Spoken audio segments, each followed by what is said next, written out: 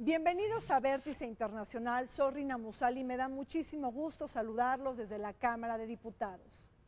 El día de hoy un programa sobre la segunda vuelta electoral que tendrá lugar en Perú el 5 de junio y el duelo entre Keiko Fujimori y Pedro Pablo Kuczynski, que hasta la grabación de este programa se mantenían en un empate técnico. Hoy analizamos las lecciones de la primera jornada electoral del pasado 10 de abril, la situación económica en Perú y el posible regreso del fujimorismo al poder. En la segunda parte de este programa, un recuento legislativo de carácter internacional y en nuestro tradicional bloque fronterizo, algunos comentarios sobre la diáspora peruana en el exterior. Acompáñenos.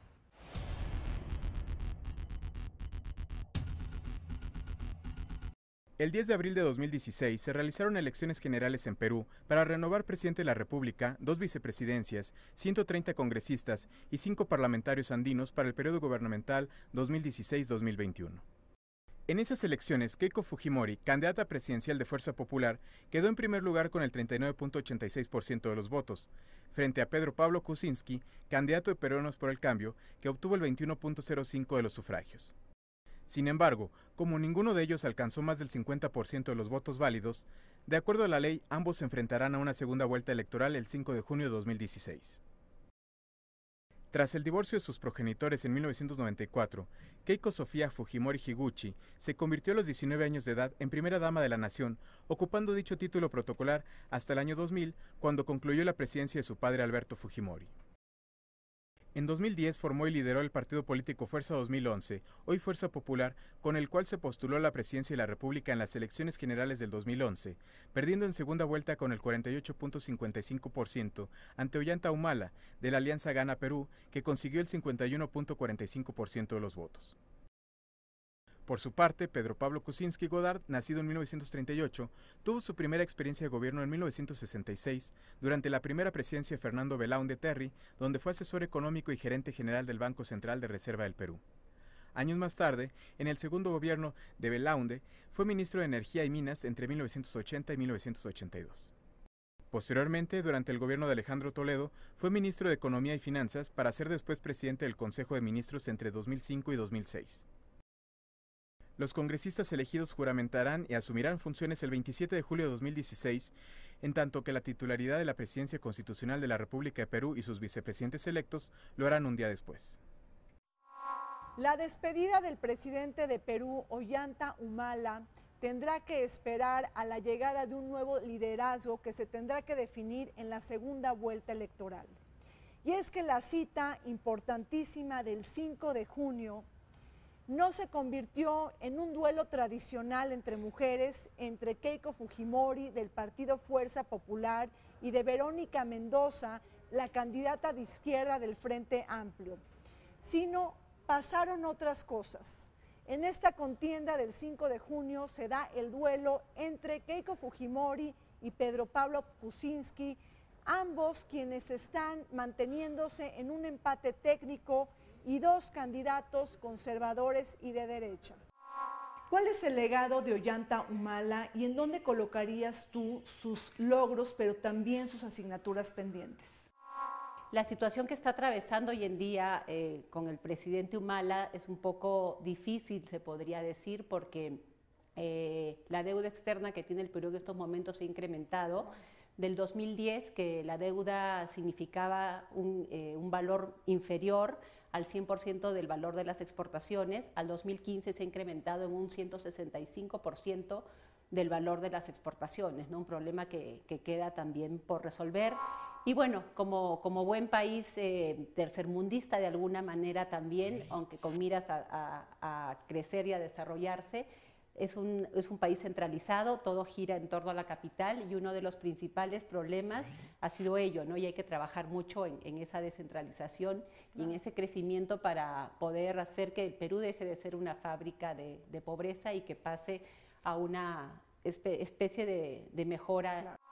Un balance del gobierno del presidente Humala ha sido bastante favorecedor en lo relativo a niveles educativos, porque sin duda alguna ha invertido justamente en que haya mayores escuelas que haya también un nivel de escolaridad que realmente se refleje en cuestiones de empleo.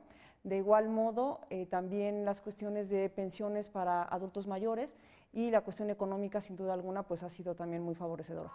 Sin embargo, pues hay algunos escándalos de corrupción que incluso involucran a la primera dama, lo cual pues genera también inconsistencias en parte de su mandato, una necesidad tal vez de autocrítica y pues desencanto de los electores en este sentido. Bajo una campaña llena de complicaciones y turbulencias es que salieron a la luz las enormes carencias bajo el cual opera el sistema político peruano, la falta de la consolidación del Estado, la debilidad intrínseca de los partidos políticos y una alta volatilidad del voto, todos ellos ingredientes que marcan las claves convulsas de su historia política. A este escenario se le debe agregar la enorme dosis de desconfianza ciudadana y el desabrido nivel de aprobación del Poder Ejecutivo y el Congreso. Y es que el desprestigio para las instituciones del Estado marcan los ánimos muy cabizbajos de una ciudadanía desencantada y desconfiada por la política. Considero que el sistema político peruano no es tanto que esté en debate ahorita para el 2016, sino que en realidad en los últimos 30, 35 años el problema principal radica en que no hay partidos políticos que puedan participar en más de un periodo presidencial. Muchas veces son candidatos que solamente se lanzan para un periodo, no hay una continuidad, por tanto, los mismos partidos políticos en el poder después no lanzan a un candidato que realmente pueda seguir, y entonces todo el sistema político como estructura tiene justamente falta de credibilidad por parte de la gente, que de alguna manera puede ser explicable debido a los índices de marginación, de pobreza, los niveles bajos de educación que se han dado en los años anteriores y estas políticas neoliberales que tal parece que son las que se han privilegiado. Desde tu punto de vista, ¿cuáles fueron las lecciones y aprendizajes de esta primera jornada electoral celebrada en Perú el pasado 10 de abril, en donde ninguno de los candidatos pudo erigirse como presidente? Yo creo que es de los países que conlleva mayor número de candidatos. Si mal no recuerdo, fueron 19 los candidatos en esta contienda por las elecciones que vienen a puertas. Y prueba de ello es también el descontento que existe en mucha gente, ya de los partidos tradicionales o de los políticos con mucha trayectoria, por los resultados que se han tenido en la historia en muchos países, ¿no? Que lamentablemente el pueblo vota por un partido, por un candidato determinado y al final no se cumplen las promesas ofrecidas o vemos los enriquecimientos ilícitos en sectores muy, muy determinados, ¿no? Entonces yo creo que todo esto permite el surgimiento de los famosos outsiders, que es en el caso de Perú, surgieron varios candidatos independientes, pero bueno, finalmente la contienda llevó a que los dos finalistas sea la doctora Keiko Fujimori y el doctor Pedro Pablo Kuczynski, ¿no? Que ahora van a segunda vuelta el próximo 5 de junio. Y hay una posición de muchos partidos en contra de la candidata Keiko Fujimori por las personas que van acompañándolas, por la forma cómo se va presentando algunas cosas que está proponiendo, y entonces está generando una polarización muy fuerte. Sin embargo, el antivoto que estaba muy alto para la primera vuelta está bajando paulatinamente, mientras que por el otro lado, el candidato Pedro Pablo Kuczynski, que tenía un menor porcentaje de antivoto, actualmente va subiendo. Entonces se van encontrando en una situación en mientras que uno va siendo más aceptado, en este caso Fujimori, el otro comienza a aumentar su antivoto, ¿no? Un rechazo ahí a ser elegido. Recordemos que la primera vuelta electoral en Perú, celebrada el pasado 10 de abril, arrancó con 19 agrupaciones políticas y alianzas electorales que disminuyeron como producto de la promulgación de una nueva ley de organizaciones políticas que buscaron cambiar las reglas del juego. La prohibición de entregar y ofrecer dinero, obsequios y regalos a los electores generaron una jornada llena de procesos de exclusión e invalidación de candidaturas. Destaca el caso de Julio Guzmán, quien fue imputado por haber incumplido en el proceso interno, habiendo conseguido, por cierto, la segunda intención del voto después de Keiko Fujimori, y César Acuña, por haber entregado dinero a los ciudadanos durante su campaña proselitista.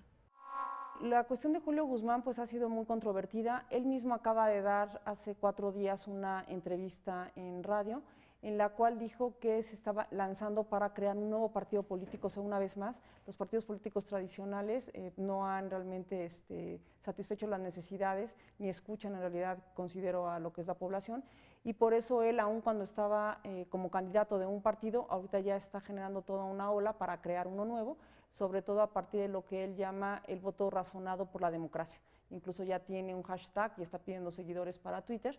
Va a esperar a que acabe este segundo proceso electoral, la segunda vuelta, para a partir de eso entonces ya iniciar tal cual. Ahorita está pidiendo nombres para este posible partido. Él constantemente ha dicho que fue una cuestión más que económica, una cuestión política, el que lo sacaran justamente de la jugada. Era el candidato con mayor fuerza en cuanto a una opción de izquierda, porque tanto la candidata Fujimori como el candidato Kurczynski son mucho más de centro derecha y derecha, y pues sí es una crítica justamente fuerte a lo que es la cuestión de la democracia, al que le hayan impugnado esto y que definitivamente lo hayan sacado de la opción de la primera vuelta. Pese a que el Jurado Nacional de Elecciones en Perú declaró infundada la solicitud de exclusión de Keiko Fujimori, quien fuera acusada de entregar dinero durante una actividad proselitista, la primera vuelta electoral nos mostró las caras nuevas y viejas que se apuntaron en la jornada del 10 de abril. Un voto atomizado y fragmentado entre 14 candidatos, entre ellos 2 expresidentes como Alan García y Alejandro Toledo, y otras figuras que ya habían participado en elecciones presidenciales como Keiko Fujimori y Pedro Pablo Kuczynski, ambos voceros del establishment peruano, al tiempo de la camada de nuevos liderazgos fuera del sistema que tomaron lugar con Verónica Mendoza y Julio Guzmán. Una de las grandes sorpresas de la primera contienda electoral en Perú del pasado 10 de abril fue la llegada de Verónica Mendoza, la única candidata de izquierda que está representando al Frente Amplio. ¿Cuál es la situación en la que se encuentra la izquierda peruana actualmente? Sin lugar a dudas, Verónica Mendoza ocupó el tercer lugar con un 18% en estas elecciones, lo cual es un índice también de este descontento y este abandono que existe justamente en las clases sociales más populares, ¿no? En estos sectores donde la pobreza, pues ahora sí que no es escuchada, y por ello es muy importante tener un gobierno plural que responda y que escuche a todos los sectores, ¿no? Tenemos que recordar que en el Perú hemos vivido coyunturas muy difíciles, con la época del terrorismo, con Sendero Luminoso, con el movimiento revolucionario Tupac Amaru, y que lo que menos se quiere es regresar a coyunturas de esa naturaleza, ¿no? Sino tener un país boyante como ha empezado a emerger en los últimos años.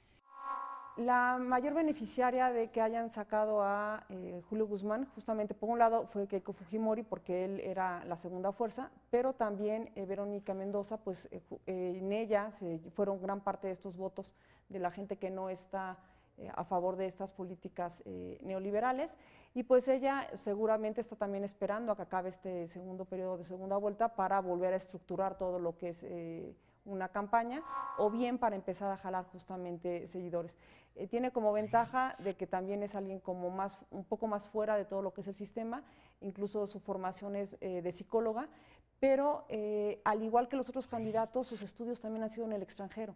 Entonces eso a veces puede cambiar un poco lo que es la percepción de las necesidades reales del pueblo. Algunos dicen hay que definirse, ¿no? Si queremos que la democracia peruana se siga consolidando, hay que abiertamente señalar, se debe votar por Pedro Pablo. En cambio, supongo que por una estrategia política, porque son dos visiones totalmente contrapuestas, ¿no? Uno que quería reformar la Constitución peruana y Pedro Pablo, que representa el modelo actual, modelo de mercado, que la izquierda está en contra de ella, no asume una posición abierta para que luego no le vaya a ocurrir como le ocurre ahorita al candidato Kuczynski, que en el 2011 apoyó a Keiko Fujimori y hoy ella le enrostra eso porque ahora está en contra de su candidatura. ¿Podrá Keiko Fujimori ganar las elecciones en Perú cuando es hija de un expresidente que está condenado por 25 años en prisión ante actos de corrupción y violaciones masivas a los derechos humanos? Digámoslo de otra forma, ¿podrá Keiko Fujimori convertirse en la primera mujer presidenta de Perú cuando es hija del expresidente Alberto Fujimori, el dictador que dio un autogolpe de Estado en 1992 con el apoyo de las Fuerzas Armadas, quien disolvió el Congreso y más tarde promulgó una nueva constitución que lo favorecieron para ganar una tercera reelección en el año 2000? Tan solo no saquemos del radar que en esta toma de protesta para su tercer mandato, varios líderes latinoamericanos asistieron a esta ceremonia, como Ricardo Lagos en Chile, Vicente Fox en México y Fernando Henrique Cardoso de Brasil. Sí le sigue pesando, es la mochila, como dicen algunos analistas políticos peruanos, que carga y que va a seguir cargando. Sin embargo, está haciendo una campaña bastante extensa, muy bien planificada. Está llegando a pueblos que nunca ningún otro candidato ha llegado o ha visitado. Va generando también una especie de clientelismo, porque sí, cuando llega, va ofreciendo o dando algunas dádivas, y entonces eso está generando una aceptación, sobre todo en el sector D y E de la población peruana. A pesar que sigue teniendo a su lado algunas figuras que estuvieron en el gobierno de Fujimori en los 90.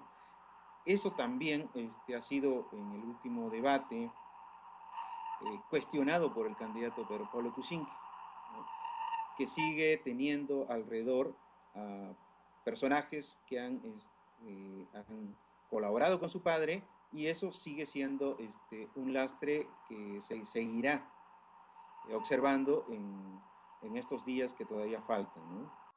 Más allá de que sea hija de él o la cuestión de género, pues parece ser que sí es la que genera mucho más interés en la población, sobre todo en Lima y toda la parte del norte y noroeste del país. Por tanto, la gente, más que eso, lo que está esperando es un candidato o bien un futuro presidente que se acerque más a las necesidades y que conozca en realidad su realidad. Eso es lo que creo que a ella le beneficia, porque pues parte del electorado no se acuerda de lo que su padre hizo en este sentido, sino que más bien recuerdan que él sí iba a muchas de las comunidades indígenas, que sí estaba con los campesinos voto a voto haciendo todo lo que es la campaña. Prácticamente lo que estamos viendo es un empate técnico entre Keiko Fujimori y Pedro Pablo Kuczynski, un Perú sumamente dividido y polarizado. Según los últimos resultados de la encuesta de Ipsos publicada el día domingo 22 de mayo, más arriba. Ella está con el 52.6% y Pedro Pablo Kuczynski con el 47.4%, ¿no? Justamente esta encuesta salió previa al debate presidencial que se sostuvieron el domingo 22 de mayo, ¿no? Considero que ambos candidatos presidenciales son candidatos que sin lugar a dudas van a mejorar la situación del Perú en todo el sentido de la palabra, porque tienen un proyecto en el cual las relaciones exteriores y con los demás países del mundo van a ser importantes, porque Perú quiere mirar de la mano junto con Chile, junto con México, con Estados Unidos y con Canadá hacia el Pacífico, es decir, a los países del Asia y de Medio Oriente. China sigue siendo un mercado importante para el flujo de capitales y de inversiones también. Y creo que ambos candidatos tienen ese punto de vista muy claro, ¿no? Si bien el programa que tiene Pedro Pablo Kuczynski probablemente es un poco más dirigido a un público A, B, incluso C, el gobierno que Keiko Fujimori quiere ejercer está dirigido más a un público CDE, un poco un socialismo como probablemente lo mantuviera en su momento Felipe González en España o incluso la misma Michelle Bachelet en Chile, ¿no? Pero con mayor fuerza popular, ¿no? Con mayor fuerza popular, sí. Pero es indiscutible que ambos tienen muy claro las condiciones en las cuales se encuentra el país y todo lo que se necesita hacer, ¿no? Mejorar la educación, el tema de salud, la inversión en infraestructura, los puertos, las carreteras, las comunicaciones, porque si bien el Perú es un país muy rico, también es un país con muchísimas carencias, ¿no?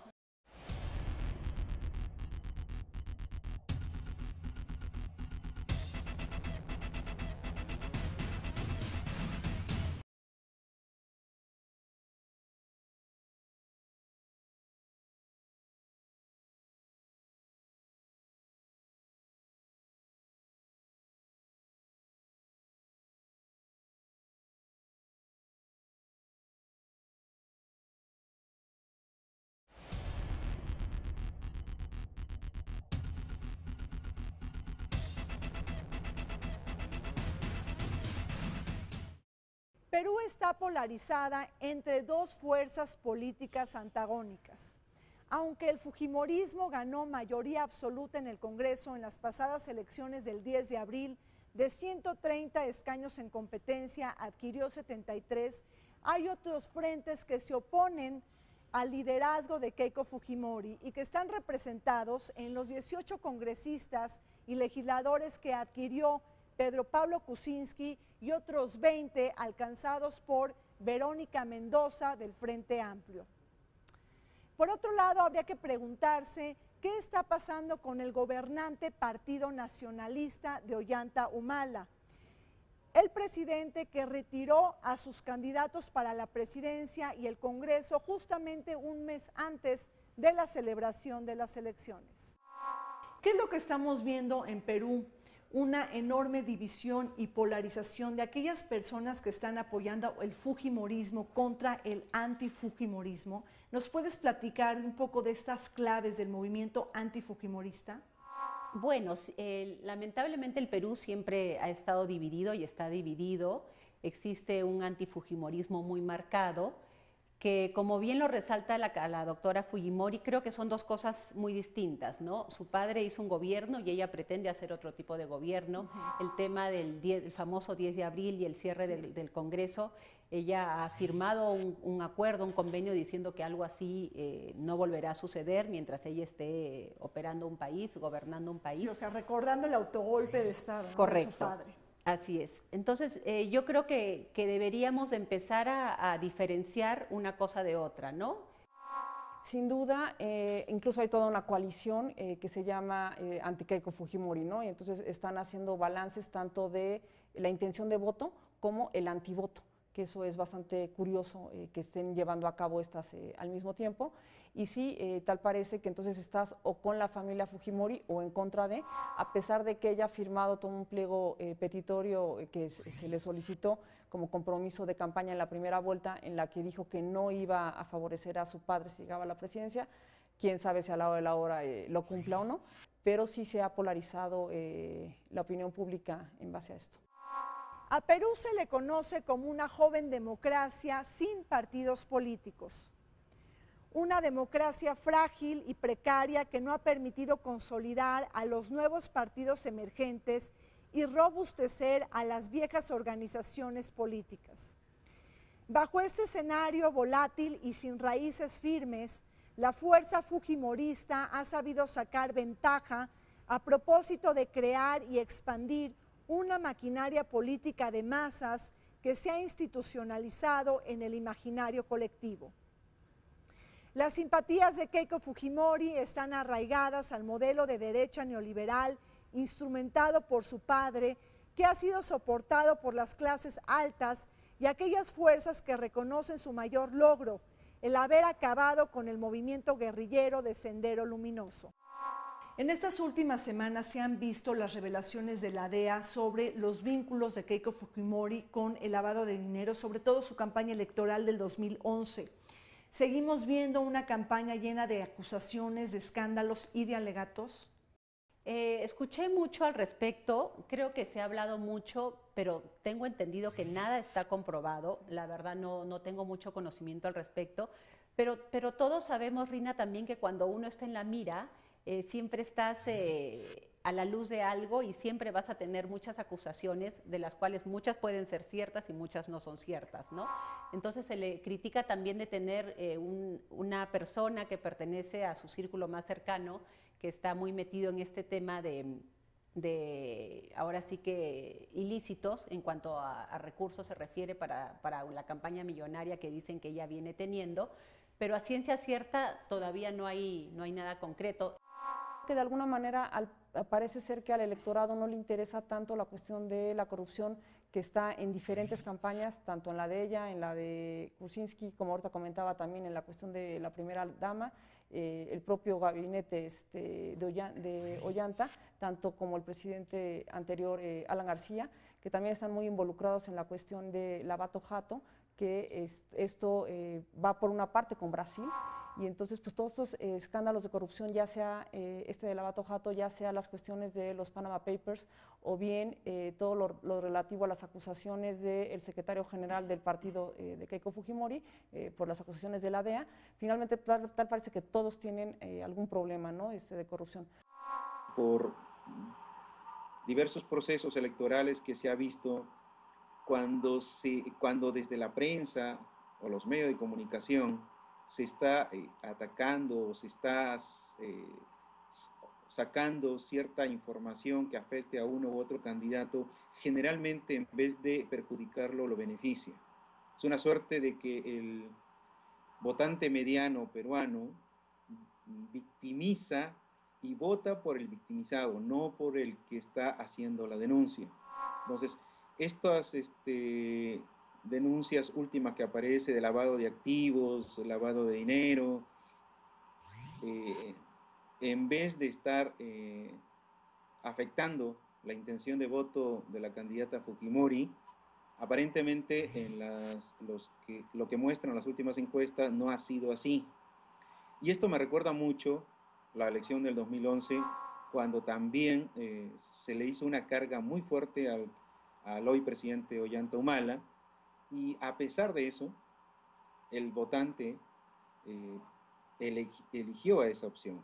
Entonces, no es una buena estrategia, o al menos teniendo como antecedente la elección del 2011, estar continuamente desde los medios de comunicación sacando una especie de guerra sucia o expedientes o cosas que estén afectando al candidato. Eso no, al menos el votante mediano peruano, diría en la teoría política, vota al revés de lo que se buscaría con esas denuncias. Los frentes abiertos para Keiko Fujimori son muchos. En primer lugar, debe convencer a la ciudadanía que ella es diferente a su padre y que no apoyará un gobierno autoritario y dictatorial. Ensombrecida por el pasado, la candidata de Fuerza Popular deberá convencer a los indecisos cuando la matemática electoral sigue mostrando un empate técnico, y a las fuerzas organizadas del sector rural, que las debe de convencer también debido a que no la apoyaron en su totalidad en las elecciones del 2011. Por si fuera poco, las fisuras al interior del fujimorismo ya se han hecho sentir. Kenji Fujimori, el hermano de la candidata presidencial, se ha mostrado interesado en contender en las elecciones del 2021, un hecho que muestra cómo el apetitoso botín político puede ser repartido en Perú entre los integrantes de esta familia hegemónica. El congresista Kenji Fujimori por segunda vez ha obtenido el mayor número de votos en esta votación que se hace paralela para los integrantes del Congreso de la República. Si mal no recuerdo, son 37 los congresistas por el partido de Keiko Fujimori. Y pues sí, efectivamente han habido ciertos roces familiares al respecto. No sabemos a ciencia cierta qué pasará en el futuro con el caso del congresista, pero yo creo que mucho dependerá también de si la doctora Keiko Fujimori es elegida o no presidenta en estas elecciones del 2016, ¿no? Creo que es muy importante también el gabinete que un presidente elige. Es importante un gabinete comprometido, un gabinete leal, un gabinete que sea honrado en pensamiento y en obra, ¿no? Frente al fujimorismo ha surgido una nueva identidad colectiva que busca antagonizar y polarizar con el proyecto político de Keiko. Un movimiento que busca frenar el retorno del fujimorismo al gobierno. Veamos tan solo lo que sucedió el pasado 5 de abril en Perú, cuando se cumplieron los 24 años del autogolpe de Estado de Alberto Fujimori, cuyo legado levantó una marcha opositora para recordar la herencia autoritaria del hombre que gobernó Perú durante 10 años. Esta alianza opositora trata de imprimir un mensaje a la ciudadanía. La vuelta del fujimorismo al poder ejecutivo representaría un peligro para la democracia. En realidad yo no le daría el adjetivo de dictador a su padre, a Alberto Fujimori, porque, bueno, para ser dictador, más allá de las medidas que haya tomado, pues también muchas veces es el haber llegado por algún tipo de fraude electoral o bien haber permanecido por demasiados periodos al frente de la presidencia. En este caso fueron 10 años, por tanto 2 periodos presidenciales, pero los 2 fueron finalmente a partir de lo que la gente expresó en las urnas.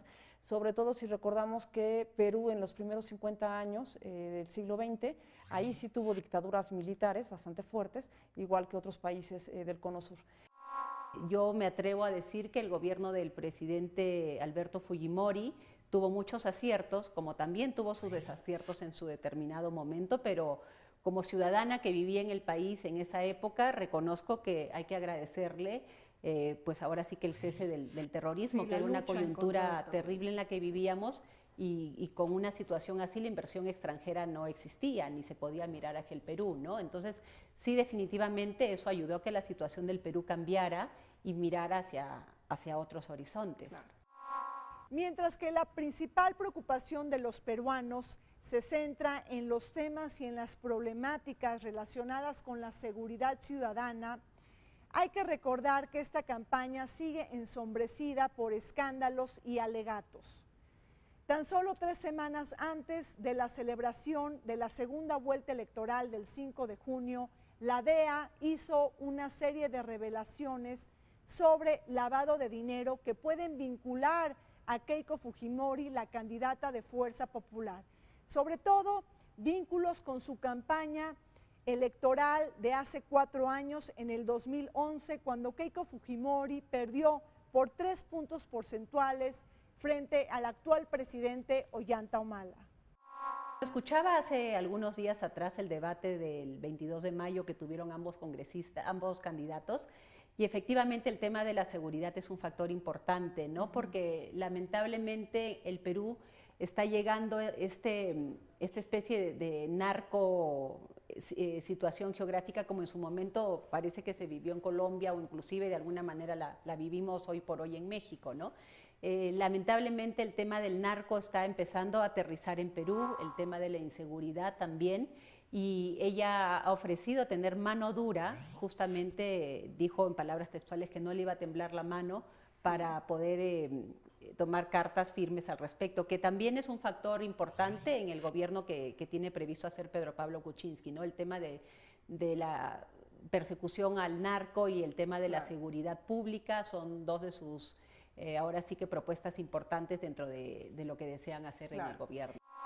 La historia política convulsa en Perú está entremezclada con la existencia de un desarrollo capitalista altamente asimétrico y que se deja ver por las disparidades que hay entre las regiones. Ahí está la brecha histórica entre la costa y la sierra, que obliga a implementar una serie de correctivos para impulsar un crecimiento económico más justo y más equitativo. Tan solo el caso de la costa, que es una región mucho más próspera, debido sobre todo a la vinculación que tiene frente a la Alianza del Pacífico y también el Acuerdo de Asociación Transpacífico, que está liderado por Estados Unidos.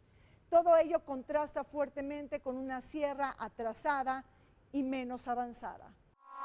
La economía peruana es una de las más abiertas de la región andina, pertenece al TPP, que es el Acuerdo de Asociación Transpacífico, a la PEC, pero también a la Alianza del Pacífico, en compañía con Chile, México y Colombia. Esta interconectividad pudiera ayudar a sortear la actual dificultad económica por la que atraviesa Perú. Sin lugar a dudas, yo creo que son alianzas importantes. Primeramente, la alianza realizada con México, Colombia y Chile, sí, para formar los 4 países la Alianza del Pacífico ha sido muy importante. Esto ha generado una cercanía importante, además con México. Hoy por hoy la inversión mexicana, si mal no recuerdo, es 17,000 millones de dólares, siendo la peruana de 500 millones. Cosa que con este flujo que hoy existe se irá incrementando en una forma, creo yo, importante, ¿no? Esta alianza de los 2 países, México y Perú, que además son países hermanos y los 2 grandes imperios conquistados por los españoles, países que somos muy similares, sumados a Chile, con miras al TPP, que hay que unir también a Colombia en claro, este camino hacia el TPP. Yo creo que sin lugar a dudas pues es muy importante, ¿no? Asia y Medio Oriente son regiones muy importantes para nuestro crecimiento y todo lo que esto conlleva para un futuro, ¿no? Lo más llamativo es esta cuestión de que tal parece que ahorita en los procesos electorales de finales del 2015 y todo lo que es de 2016 en diferentes países de América Latina, pues otra vez estamos viendo el regreso de candidatos de derecha, que tal parece que la izquierda, que había estado en el poder los últimos 10 o 15 años, o sea, con esto me refiero no nada más a Perú, sino a Perú, la situación que está viviendo ahorita tanto Venezuela como Brasil, también la situación en Bolivia, en Ecuador. Entonces tal parece que la tendencia vuelve a ser regresar a la derecha. Esto no quiere decir que sea la solución, sino que más bien tal vez están desencantados con una izquierda que les prometió grandes cambios y que lamentablemente no los ha cumplido. ¿Cómo se está desempeñando la economía peruana en un momento de elecciones? Cabe subrayar que Perú ha sido uno de los países con mayor crecimiento económico en América Latina. Entre 2005 y 2014 creció a un promedio del 6% en un contexto de baja inflación y amplia interconectividad de su economía con el exterior. Hay que considerar que Perú cuenta con una quincena de acuerdos comerciales y con una plataforma abierta para sus exportaciones mineras y pesqueras. Este país es integrante del TPP, de la PEC y de la Alianza del Pacífico, comandada por México, Chile y Colombia, e incluye dentro de sus cartas credenciales un tratado de libre comercio firmado con China. ¿Cómo se va a sortear esta enorme deficiencia que también la están sufriendo muchos países de América Latina? ¿Habrá un nuevo acomodo dentro de las propuestas económicas tanto de Keiko Fujimori como de Pedro Pablo Kuczynski para sortear esta enorme dificultad? Sin lugar a dudas, para todo ello se necesita de la inversión del capital privado, entonces se tendrán que hacer alianzas gobierno, sector privado, para que juntos se pueda trabajar en todo este crecimiento que requiere de inversiones millonarias, ¿no? En Perú hay muchísimas cosas por hacer, que justamente con todo el tema de la baja de los commodities se limitaron muchas obras públicas que estaban previstas, como el metro de Lima, como el aeropuerto Jorge Chávez, que iba a tener una extensión. Pero es alentador que todo eso se va a retomar, ¿no? Como el aeropuerto internacional del Cusco, que ya va a ser un aeropuerto internacional, el aeropuerto de Chincheros, el tema de la salud, de la educación, que son temas que hay que trabajarlos a nivel que son internacional. Asignaturas pendientes en toda América Latina. Así es, ¿no? Y que necesitan de un financiamiento muy importante, que el gobierno solo no se va a abastecer de ello, ¿no? Frente al cambio del ciclo económico, Perú resiente de manera muy importante la desaceleración económica en China y la caída en los precios internacionales de los commodities o de las materias primas. Sin embargo, es un país que se logra posicionar mucho mejor que Brasil, Ecuador o bien Venezuela, economías que realmente están sufriendo de una recesión económica. Por otro lado, hay que señalar que aun cuando el Fondo Monetario Internacional prevé un crecimiento de Perú para el 2016 del 3.75%, la élite política y económica peruana no puede evadir el fin del superciclo de los commodities y de la necesidad de diversificar su matriz productiva y añadir valor agregado a sus exportaciones. México y Perú tienen relaciones muy sustantivas. Tenemos diálogo político, vínculos económicos y comerciales, pero también una agenda importante en materia de cooperación. ¿Cuáles son los nichos que siguen sin aprovecharse de esta relación bilateral? Creo que a raíz del TLC, que también finalmente se firmó entre ambos países, el comercio ha sido muy importante, el tema de los productos, de los insumos. El turismo se ha incrementado en ambos países con la eliminación de las visas que antes se tenían tanto de México a Perú como de Perú a México. El tema de la minería, sin lugar a dudas, es una inversión muy importante de México hacia Perú, así como las telecomunicaciones. Y en el caso de México a Perú es el tema de productos de belleza, el tema de productos de refrescos, pero hay muchísimas otras vitrinas, muchísimas otras posibilidades que se tendrían que estudiar, que se tendrían que evaluar, y con las facilidades que existen hoy por hoy entre ambos países y con esta relación estratégica que firmaron tanto el presidente Peña con el presidente Humala como los dos cancilleres, pues sin lugar a dudas permite que esta relación Perú-México, que hoy por hoy es mucho más estrecha y más cercana, se siga consolidando y hermanando y logrando intereses para que ambos países formen una alianza también y que juntos miremos hacia otros destinos de la mano y no como competencia, ¿no? Hay que mirar también que Perú tiene muchas bondades, como también las tiene México. Entonces son dos países que se pueden complementar y que unidos podemos lograr muchas cosas, ¿no? Como decía Gandhi, hay que encarar lo que queremos ver en el cambio del mundo, y para ello pues hay que trabajar con constancia, con dedicación, con decisión, con lealtad y con perseverancia, ¿no?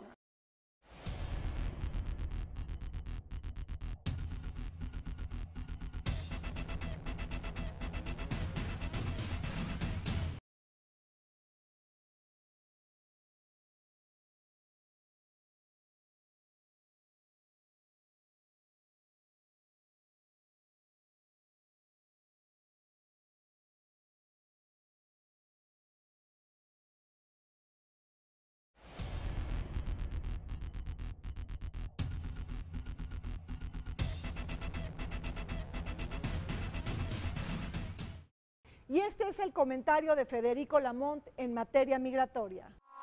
En Perú se llevará a cabo la segunda ronda electoral presidencial, mejor conocida como el balotaje. De este se desprende este proceso que un grupo importante de peruanos que residen en el exterior, aproximadamente 3% del padrón en aquella nación sudamericana, podrían tener el voto del equilibrio o el gran elector, convertirse ellos desde luego. Esto a partir de una experiencia. En el Alto Valle de Guayaga, donde se sembraba o cultivaba la hoja de coca, ahí Sendero Luminoso creció en la década de los 70, 80, 90, hasta que el presidente Alberto Kenya Fujimori los enfrentó y detuvo a través de su director de la policía, Vladimiro Montesinos, al presidente moral de Sendero Luminosos, Abimael Guzmán. Esta captura no terminó con el problema, y del Alto Valle de Guayaga salieron más o menos 300,000 peruanos que encontraron residencia en Estados Unidos, en la Unión Europea y hasta Asia, en este punto particular Australia. Si el 3% define la elección en Perú, las encuestas y el camino electoral que hoy conocemos podría vertiginosamente seguir otro destino, y el 3% de peruanos en el exterior marcar el futuro de esta nación. Mientras tanto, recuerdo que Sendero Luminoso, además de su actividad criminal en el Alto Valle de Guayaga, en alguna ocasión amenazó con llegar a Perú, y en la década de los 90, particularmente en 97, tomó la misión diplomática japonesa durante aproximadamente 2 meses, hasta que el Estado logró aislar y sacar a los senderistas de esta misión diplomática. ¿Qué va a ocurrir en los días siguientes? 3% de peruanos con mayor credibilidad que los residentes en ese país. Este es el enorme dilema que se disipará al momento de la elección, y el 3% que se hará sentir o no allá en Perú. Y en este programa de Vértice Internacional también nos preguntamos sobre la actividad legislativa de carácter internacional. Veamos qué sucedió esta semana en el Congreso de la Unión. Bueno, y en más información, senadores de la República se reunieron con Alicia Bárcena, secretaria ejecutiva de la Comisión Económica para América Latina y el Caribe, la CEPAL. El presidente de la Cámara Alta, el senador Roberto Gil, expuso ahí las reformas que tiene pendiente este órgano del Poder Legislativo mexicano. La construcción y confección de un sistema nacional anticorrupción robusto, a partir de lo que ya establece la Constitución en la definición de las leyes secundarias, 7 normas en principio que deben ser aprobadas y que estamos construyendo con voluntad política y sentido de responsabilidad. Por su parte, la secretaria ejecutiva de la CEPAL se refirió a las condiciones de desigualdad en América Latina y el Caribe, lo cual dijo representa un reto para la región, el cual tiene que ser enfrentado con intensa cooperación internacional. Necesitamos una gobernanza global que cierre asimetrías entre países. No es suficiente que cada país haga su tarea, la verdad. Tienen todos que meterse. Coaliciones para este nuevo estilo de desarrollo, y tenemos que cambiar la conversación entre el Estado, el mercado y la sociedad. Porque aquí ni el Estado va a poder solo, ni el mercado va a poder solo, ni la sociedad puede solo. El Instituto Belisario Domínguez del Senado de la República llevó a cabo el foro La Ciudad de México en el Mundo, las relaciones internacionales en la nueva Constitución, al que acudieron, entre otros, legisladores e integrantes del grupo de trabajo para la redacción del proyecto de Constitución. Migrantes, la protección de los migrantes, la forma como deben ser acogidos los migrantes que pasan o están aquí en la Ciudad de México, los derechos de los pues muchísimos mexicanos y muchísimos originarios de esta ciudad que están en el exterior. Debemos proponer, por tanto, en este momento, líneas de acción para desarrollar una ciudad sustentable a través de estrategias comunes desarrolladas en otras ciudades y que operen como elementos catalizadores para coordinar esfuerzos destinados a frenar el cambio climático. Una ciudad incluyente como esta debería de incluir en la Constitución el tema del racismo, me parece. Y en ese tema a mí me gustaría hacer hincapié en 2 cosas principalmente. Uno, el tema de las personas afro. El trato a migrantes en la Ciudad de México tiene mucho que ver con la gestión que hace la Secretaría de Gobernación de sus instalaciones y de su atención a migrantes. Entonces ahí me parece que hay otro tema de vinculación entre Gobierno Federal y Ciudad de México frente a población migrante. Legisladores que participaron de estos trabajos indicaron que se debe garantizar que la nueva Constitución haga referencia a la importancia de las relaciones internacionales para la ciudad. Que de acuerdo a la Constitución, la política exterior le corresponde al gobierno federal, pero las relaciones con el exterior también son competencia de los gobiernos locales. Y en esto de relaciones internacionales habrá 2 grandes ejes. Uno, el ámbito de los derechos, donde habrá ampliación de los derechos de los capitalinos, como es el derecho al voto de los capitalinos en el exterior.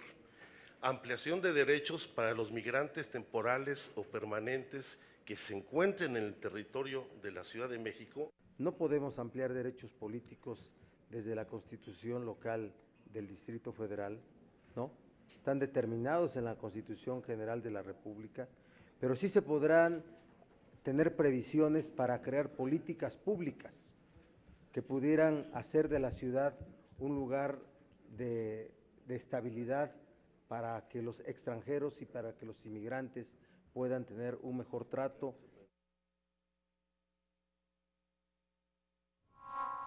También en la sede del Senado de la República se presentó el Informe Latinoamericano de Pobreza y Desigualdad 2015, Género y Territorio. El documento fue presentado por María Ignacia Fernández, directora ejecutiva de RIMS, Centro Latinoamericano para el Desarrollo Rural. En el evento, académicos analizaron los avances y retos ante la problemática de la desigualdad de género y la pobreza en países de América Latina. Constatamos que hay diferencias en posibilidades de autonomía económica entre hombres y mujeres. La brecha tiende a ser positiva a las mujeres en parte importante de los territorios de nuestros países. Sin embargo, en esos mismos territorios, cuando uno mira la brecha ya no de escolaridad, sino que de empleo, de nuevo se revierte. Y el tener mejor nivel educacional o más cobertura, etcétera, nos redunda en iguales oportunidades de acceso a empleo para las mujeres. Sobre todo por la cuestión de la discriminación que hay en las escuelas, en las comunidades y en las familias contra las chicas que están embarazadas o que son madres solteras, lo cual les implica el abandono escolar. Esto además incrementa su vulnerabilidad a la pobreza, a la violencia, además de los problemas de salud que un embarazo a temprana edad puede implicar.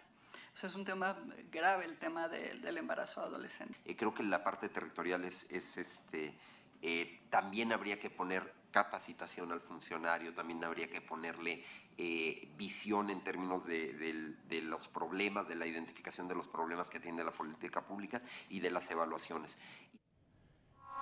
Y durante el transcurso de la sesión ordinaria, el presidente de la mesa directiva, César Alejandro Domínguez, dio la bienvenida a funcionarios del gobierno de Brasil y de la Organización Internacional del Trabajo, la OIT, quienes presenciaron el desarrollo de los trabajos legislativos de la Comisión Permanente. La presidencia saluda la presencia de la señora Teresa Campello, ministra de Desarrollo Social y Combate al Hambre del gobierno de la presidenta Dilma Rousseff, y al señor Helmut Schwarzer, especialista en protección social de la Organización Internacional del Trabajo, invitados a esta sesión por los senadores Angélica de la Peña Gómez y Fernando Enrique Mayans Canaval. Sean ustedes bienvenidos.